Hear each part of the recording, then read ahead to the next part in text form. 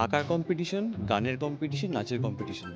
ছোটবেলা থেকে আমার আপনার মতো হাজার হাজার মানুষজন এই কম্পিটিশনগুলোতে কিন্তু অংশগ্রহণ করেছে।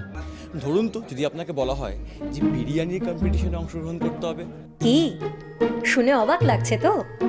না না, অবাক হবেন না, বরং চোখ কচলে নিয়ে ভালো করে ছবিগুলো দেখুন, তাহলেই বোঝা যাবে বিরিয়ানি নিয়ে এমন অনন্য অসাধারণ আয়োজন একেবারেই সত্যি। সিরাজ গোল্ডেন রেস্টুরেন্টের তরফে আয়োজন করা হয়েছিল কলকাতার প্রথম বিরিয়ানি খাবার কম্পিটিশন, যার নাম দ্য বিরিয়ানি ম্যান। খুব এক্সাইটেড।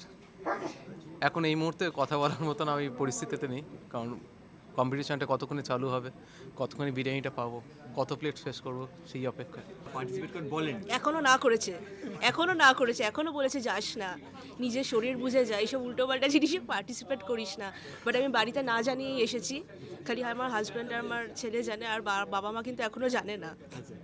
মানে কতটা এক্সাইটেড? ভীষণই এক্সাইটেড, কিন্তু এখন আমার টেনশনও হচ্ছে। সো টেনশন এক্সাইটমেন্ট সব মিলে একটা মিক্সড ফিলিংস।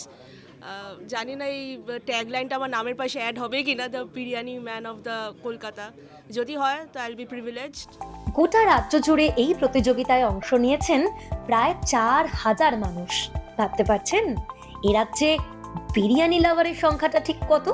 এই 4,000 জনের মধ্যে থেকে ফাইনাল রাউন্ডে স্থান পেয়েছেন 26 জন প্রতিযোগী। প্রতিযোগিতার নিয়ম অনুযায়ী 45 মিনিটের মধ্যে অন্তত 2 প্লেট মাটন বিরিয়ানি শেষ করতে হবে। কিন্তু যদি কোনো প্রতিযোগী সময় থাকার মধ্যে 2টি প্লেট শেষ করে নিতে পারেন, তাহলে তাকে এক্সট্রা প্লেটও দেওয়া হবে। বিরিয়ানি উপভোগের কি দুর্দান্ত সুযোগ!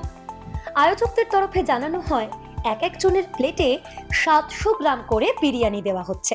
মানে আজ পর্যন্ত এরকম হয়নি, ফার্স্ট টাইম আমরা করছি।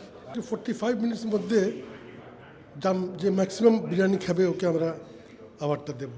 2 প্লেট নিচে থাকলে কোয়ালিফাই করবে না, 2 প্লেট থেকে উপরে যা খাবে ওরা কোয়ালিফাই করবে, আর যা ম্যাক্সিমাম খাবে পরে আমরা ওরা ওয়ে করে দেখবো কে বেশি খেয়েছে কে কম খেয়েছে, তার উপরে আমরা আমার ডিসাইড করবো। বিরিয়ানি আমাদের দেশের ন্যাশনাল ডিশ হয়ে গেছে। দার্জিলিং থেকে নিয়ে দীঘা, ডায়মন্ড হারবার সব জায়গায় আপনি বিরিয়ানি পাবেন। বিরিয়ানি হয় ওখানে আলু দেওয়া হয়, সেজন্যে আর টেস্টটা কী হয়, আপনি যে জিনিস ছোটোবেলা থেকে খাচ্ছেন ওই টেস্টটা আপনি ডেভেলপ করে যান। তো কলকাতাতে যত বেঙ্গলে যত লোকজন বড় হয়েছে, ওরা যখন বিরিয়ানি খেয়েছে ওই বিরিয়ানিতে আলু ছিল। সো দে হ্যাভ অ্যাকসেপ্টেড আলু as an integral part of biryani. This is one of the speciality of Calcutta biryani. বিরিয়ানির স্বাদ তো মন ভরে নিলেন প্রতিযোগীরা, তবে সব থেকে বেশি বিরিয়ানি খেয়ে দ্য বিরিয়ানি ম্যানের খেতাব জিতে নিলেন প্রমিত কুমার দাস। তিনি হলেন কলকাতার প্রথম বিরিয়ানি ম্যান।